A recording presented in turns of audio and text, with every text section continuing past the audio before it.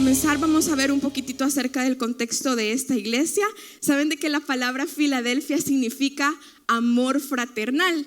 Ese es el significado de esa palabra, Filadelfia, amor fraternal. Y de todas las ciudades que hemos estado hablando de las iglesias, la iglesia de Filadelfia era la ciudad más joven. Esta ciudad se fundó con el propósito original de ser un centro para esparcir la cultura griega en toda la región. Con ese propósito se fundó esta ciudad, para esparcir la cultura griega alrededor de las provincias de Asia. También nos dice que Filadelfia era una ciudad muy próspera, especialmente en el área cultural. Era una ciudad muy próspera, y también porque a través de esta ciudad atravesaba un camino que llevaba de un continente a otro. Entonces Filadelfia era como una puerta de un continente a otro que conducía al continente de Asia a Europa.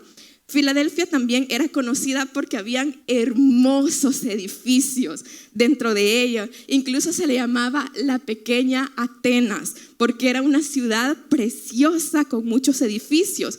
Pero también en esta ciudad sucedían muy frecuentemente terremotos, desastres naturales. Entonces muy frecuentemente la gente, cuando habían terremotos, huían a otras partes de la ciudad o de la zona para poder protegerse.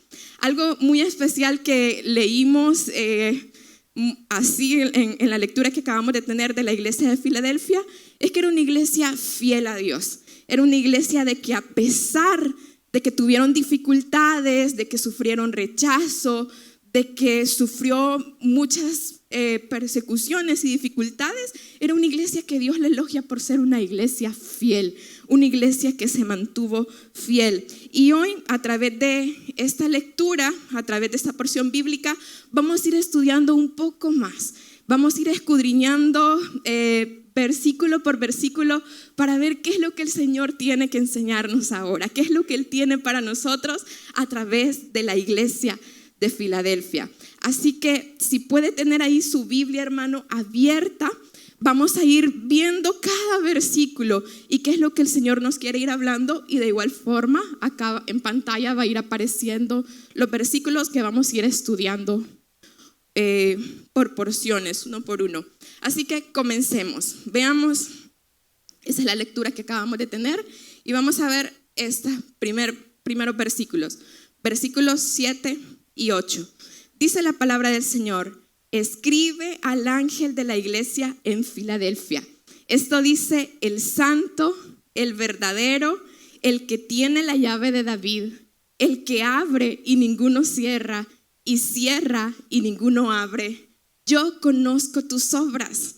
He aquí he puesto delante de ti una puerta abierta, la cual nadie puede cerrar.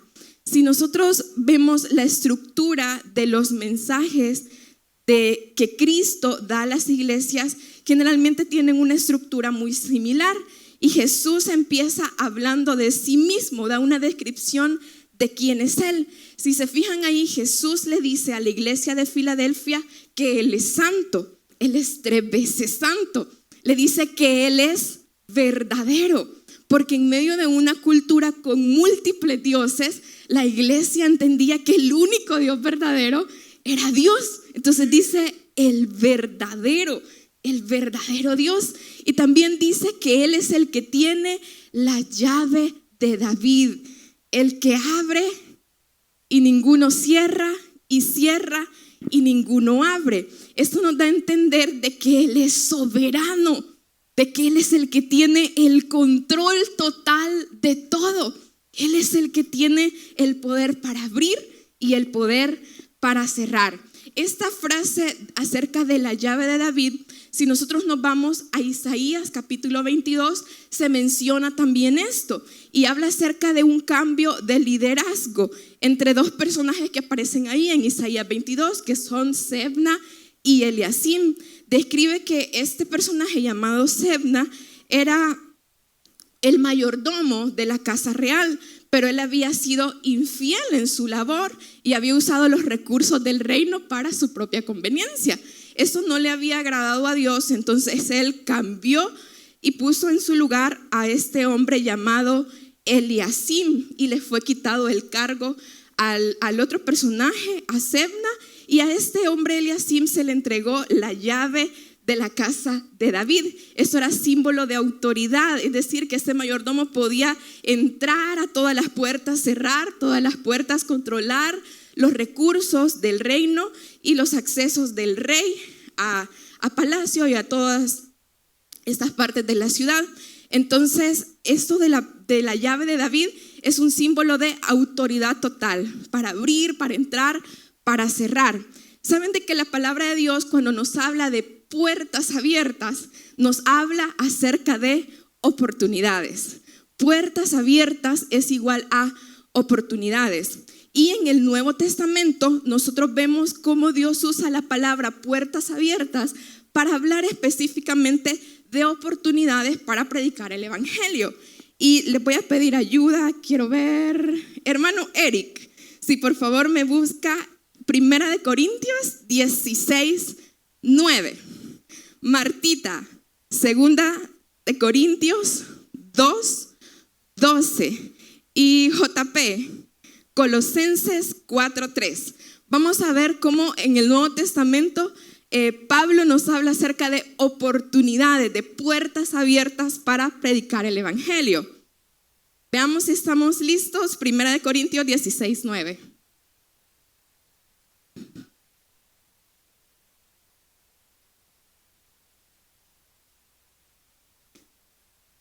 Amén. Se me ha abierto puerta grande y eficaz, y muchos son los adversarios. Pablo estaba hablando de las puertas abiertas que Dios le estaba permitiendo para predicar la palabra en ese lugar. 2 Corintios 2:12.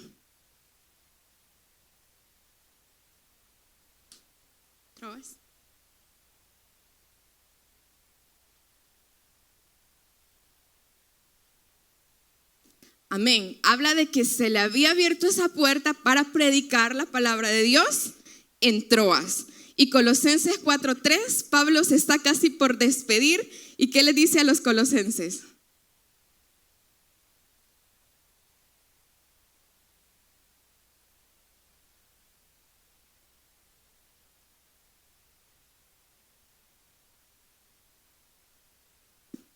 Amén. Él les está pidiendo esa oración, que se les abra esa puerta para seguir predicando la palabra de Dios.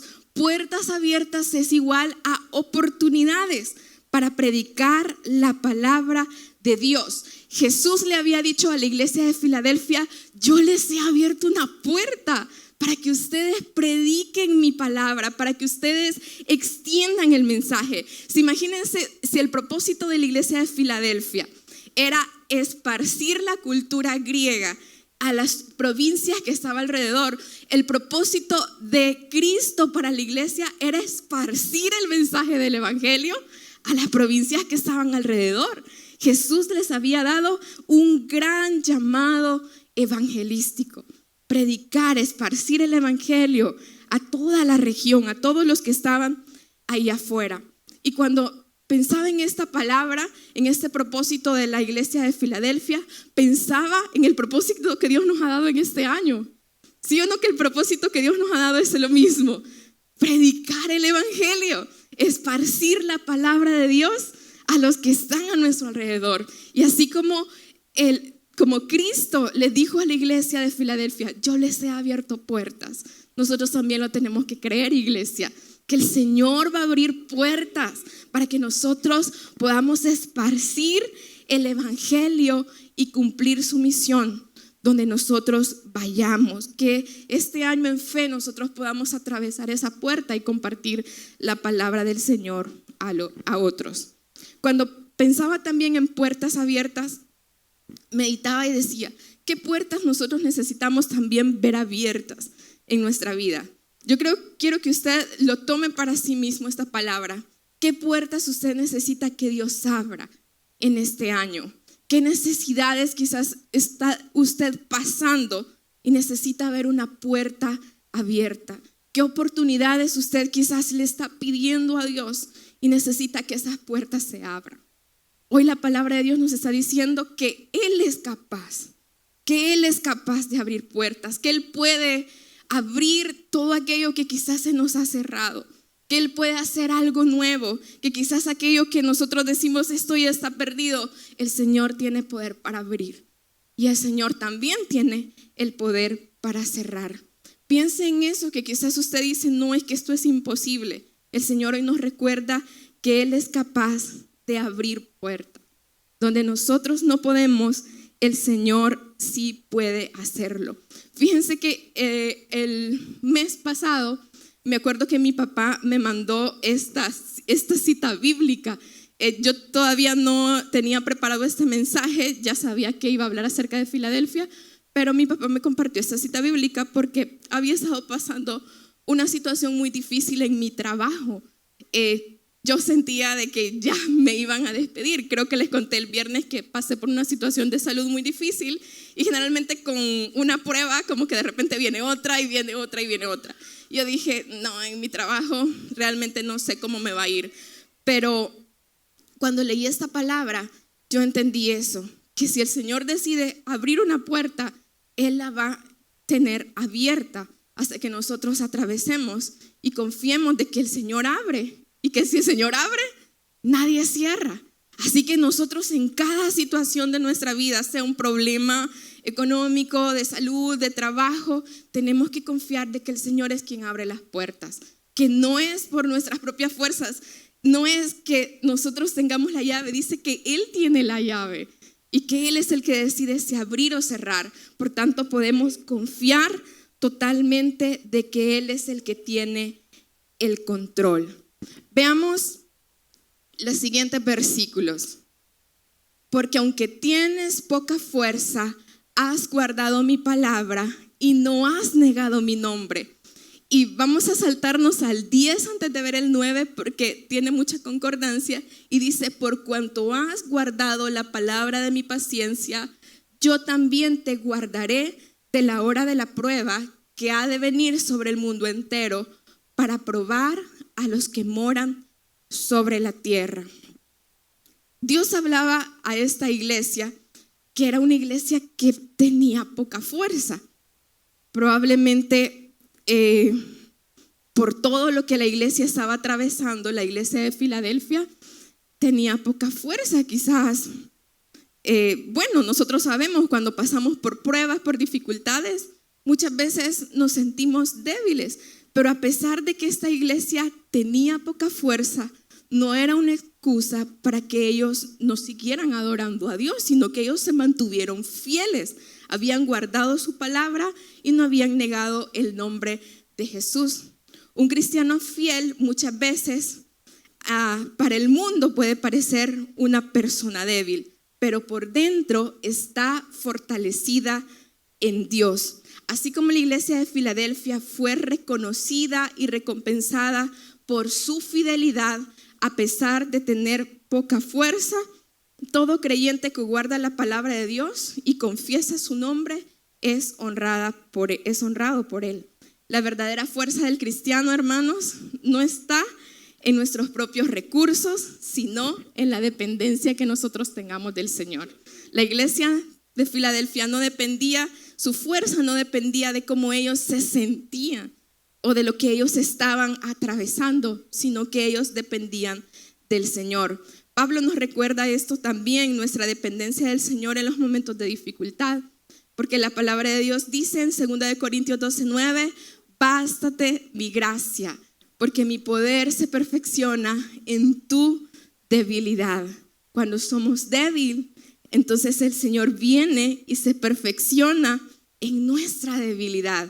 Él se glorifica en nosotros, se glorifica cuando nosotros somos débiles. Por eso, cuando estemos pasando por momentos de prueba o debilidad, recordemos que en el Señor encontramos esa fortaleza que necesitamos y que aún en medio de esa debilidad nosotros tenemos que imitar esto, guardar la palabra de Dios y no negar su nombre.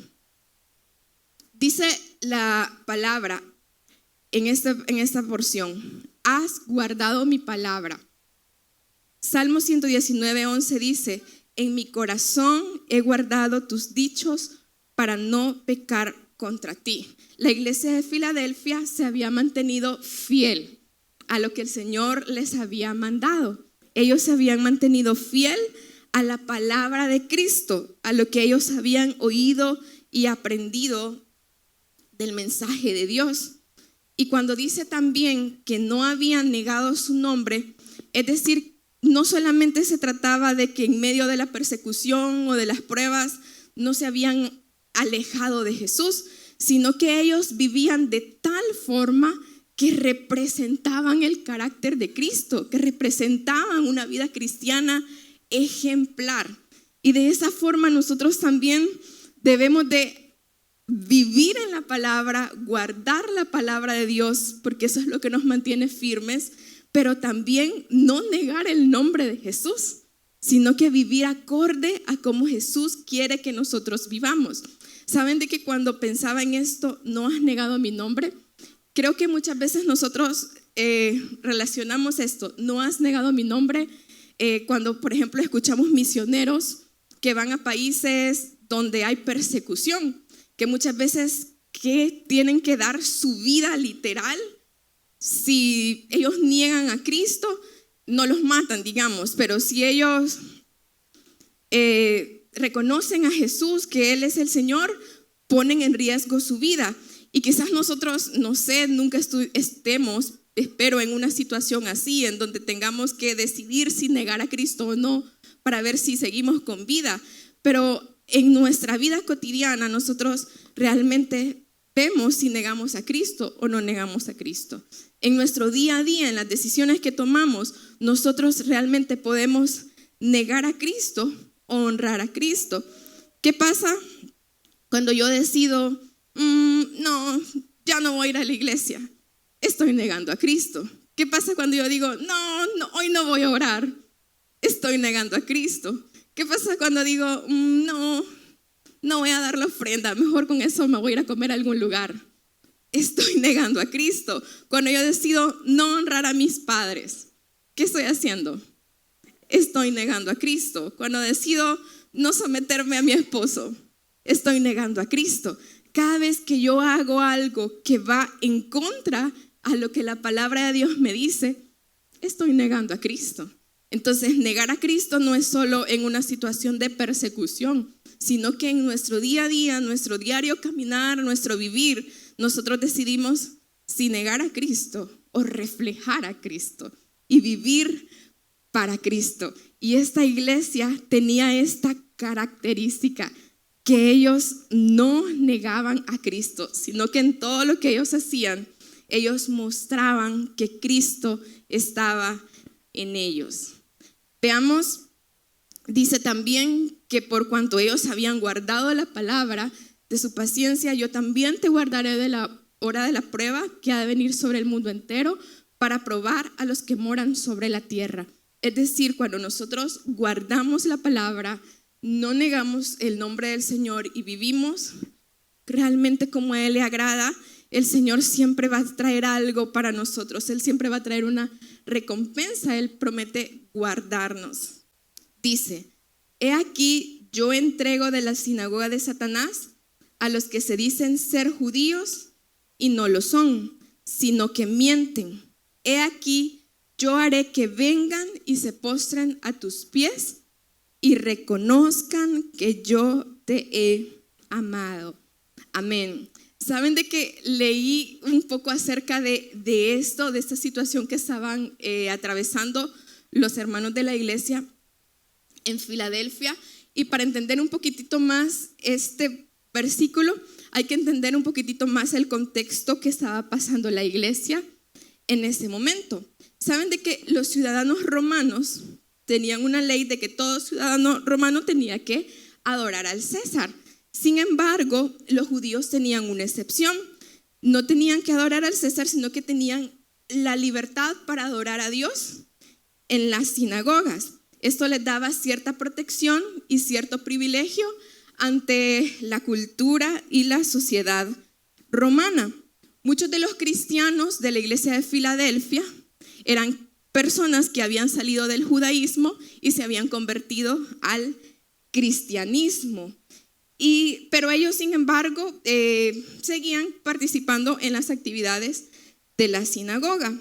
Cuando este grupo de cristianos empezó a crecer, a los que estaban en la sinagoga ya no les pareció que fueran parte de su grupo y los expulsaron de la iglesia. Entonces los cristianos ya no gozaban de los privilegios que tenían al ser parte de una sinagoga, es decir, esa protección, esa libertad para adorar a Dios dentro de estas iglesias. Entonces fueron expulsados y esto los hizo quedar desprotegidos de sus privilegios. Leí también de que incluso esto era tan peligroso de que si, digamos, un familiar de alguien se convertía al cristianismo, la familia podía matarlo para proteger a su propia familia, porque esta persona se había convertido al cristianismo. Entonces, realmente esta iglesia era una iglesia rechazada por sus propios hermanos. ¿Sí o no, hermanos, que se siente feo cuando somos rechazados por las personas que esperamos ser amadas o por las personas que esperamos que nos muestren apoyo? Era el pueblo de Dios, esperaban sentir apoyo de los demás hermanos, pero al contrario, fueron rechazados, fueron expulsados de la sinagoga. Pero a pesar de eso, en este versículo, nosotros podemos ver cómo Jesús promete vindicar a su pueblo, que a pesar de haber sido rechazados, Él iba a honrarlos en medio de esta situación que ellos estaban pasando. En esto, Jesús promete que vindicará a su pueblo y se asegurará de que sus perseguidores reconozcan que están mal y que Jesús y sus seguidores están en lo correcto. Nosotros podemos ver en este versículo que Dios se iba a encargar de todo. Dios se iba a encargar de hacer lo que tenía que hacer, de vindicar a estos que habían sido rechazados. Me gustó una frase que leí y que decía: la mejor manera de destruir a los enemigos del evangelio es orar para que Dios los cambie.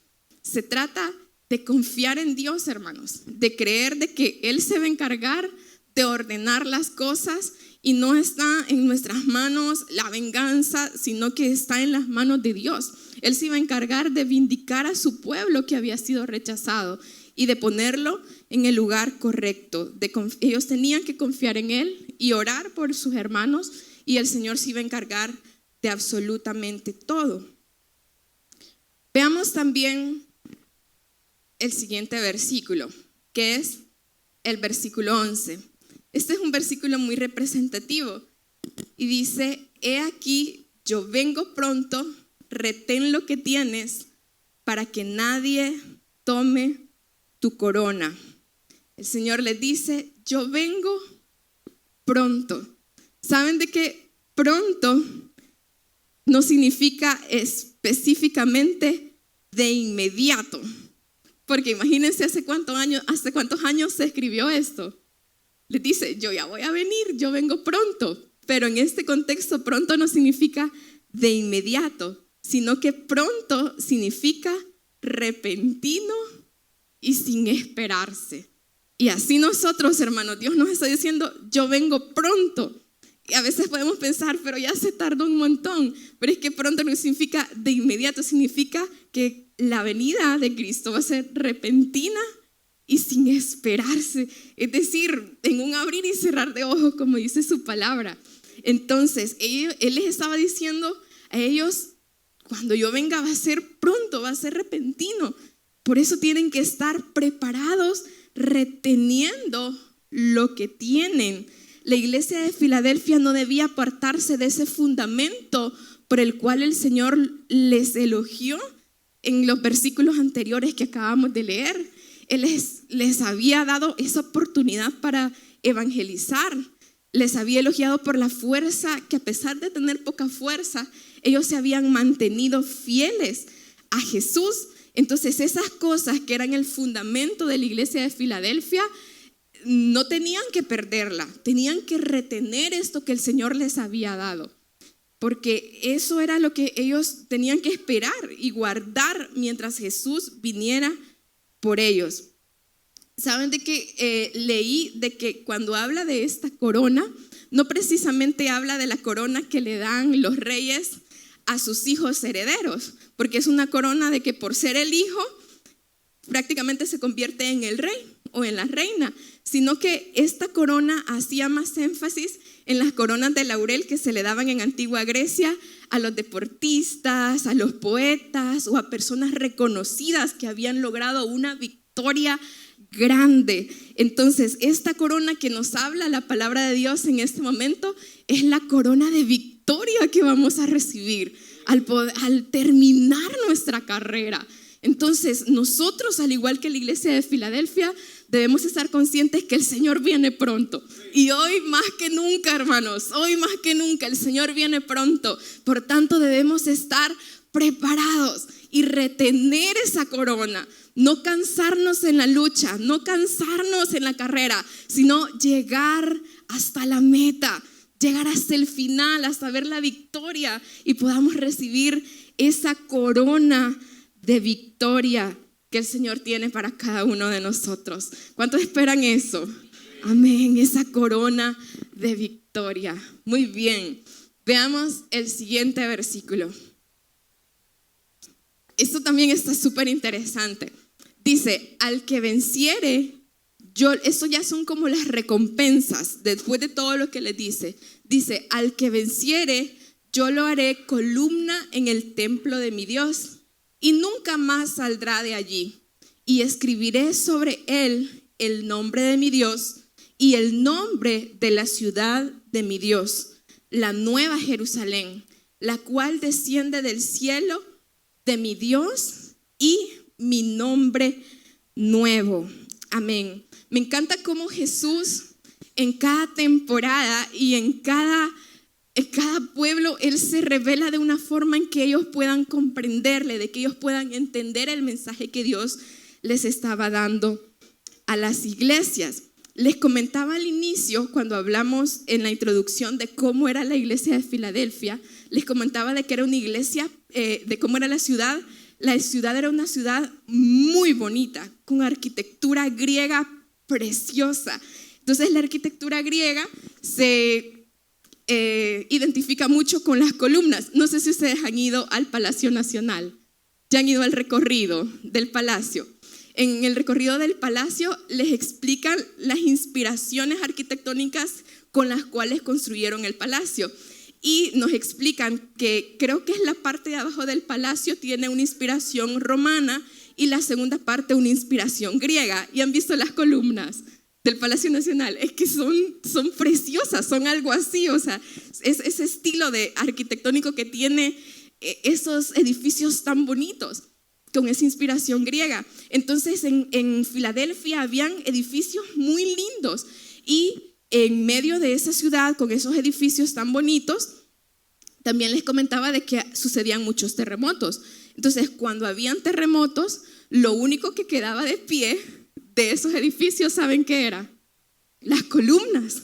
Si nosotros vemos fotos de los lugares arqueológicos en Europa o en otros lugares, generalmente vemos que lo que queda de pie son las columnas y son las que han permanecido. Entonces dice el Señor, al que venciere, yo lo haré columna en el templo de Dios y nunca saldrá de ahí. Las columnas, hermanos, son ilustraciones de fuerza, estabilidad y de una digna belleza. El Señor le está diciendo a su iglesia, yo los haré fuertes como una columna. Yo les voy a dar estabilidad, yo los voy a sostener. Hermanos, eso es lo que el Señor les dice a la iglesia. Yo los voy a sostener, yo los voy a hacer fuertes como una columna, porque a pesar de que vengan los terremotos y las dificultades, ustedes van a estar de pie. Ustedes no van a caer. Y hermanos, eso es lo que Dios también tiene para nosotros. Nosotros somos su iglesia amada. Y Él quiere que nosotros nos mantengamos fieles hasta el final, porque Él promete sostenernos, darnos esta estabilidad.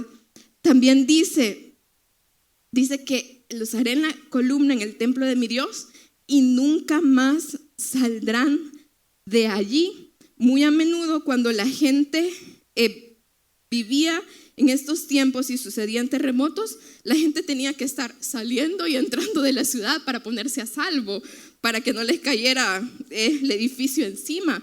Pero Dios les promete que ellos nunca más iban a salir de allí. Es decir, que Dios les iba a dar permanencia, que Él les iba a dar firmeza para que se mantuvieran siempre y no tuvieran que estar entrando y saliendo.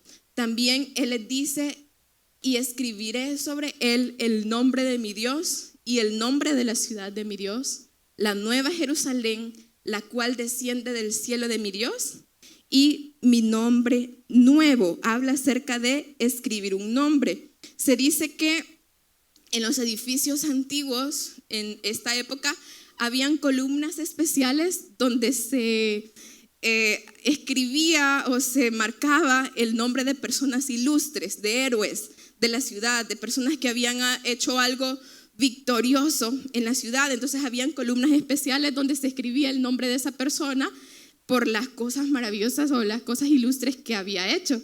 Entonces Jesús hace referencia como a esto de lo que se vivía la cultura en este momento, y dice de que Él escribiría el nombre de Dios, el nombre de la ciudad de mi Dios, la nueva Jerusalén, la cual desciende del cielo de mi Dios, y un nombre nuevo.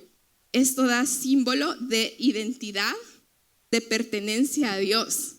Eso es lo que Él nos quiere decir, lo que Él estaba diciendo a la iglesia, que Él iba a poner su identidad, su nombre en ellos, ese símbolo de que le pertenecían a Dios, de que eran la iglesia amada de Dios. Así que, hermanos, el mensaje de la palabra de Dios termina, y creo que todos los mensajes de las iglesias del Apocalipsis termina diciendo: el que tenga oídos para oír, que oiga. Y realmente nosotros debemos de aprender lo que el Señor habla a cada una de las iglesias, ponerlo en nuestro contexto, entender lo que el Señor quería decir a las iglesias en ese momento, y también cómo nosotros podemos aplicarlo a nuestra vida. Podemos ver que Filadelfia era una iglesia fiel, era una iglesia que tenía puertas abiertas, era una iglesia que dependía de Dios aún en medio de la debilidad y aún en medio del rechazo. Era una iglesia de que a pesar de eso guardaba la palabra de Dios y no negaba el nombre de Dios, sino que vivía acorde a lo que Él quería. Era una iglesia que iba a ser guardada de la ira venidera, una iglesia en la que Dios les manda mantenerse firmes para que nadie robe su corona, una iglesia que a Dios le había guardado y les mandaba esto, mantenerse firmes, y Él también les había prometido sostenerlos como una columna, brindarles esa fortaleza y esa fortaleza que ellos necesitaban aún en medio de la debilidad. Así que, hermanos, en esta mañana les invito a que podamos imitar el carácter de la iglesia de Filadelfia, y que el Señor, cuando venga, también pueda ver esas características en nosotros como iglesia. Así que si tienen oídos para oír, oigamos, hermanos, oigamos lo que el Señor tiene para cada uno de nosotros. Vamos a orar y le vamos a dar gracias al Padre por ese tiempo. Padre, gracias, Señor, porque tu palabra es preciosa, tu palabra nos habla, Señor, en cada rincón de la Biblia, en cada versículo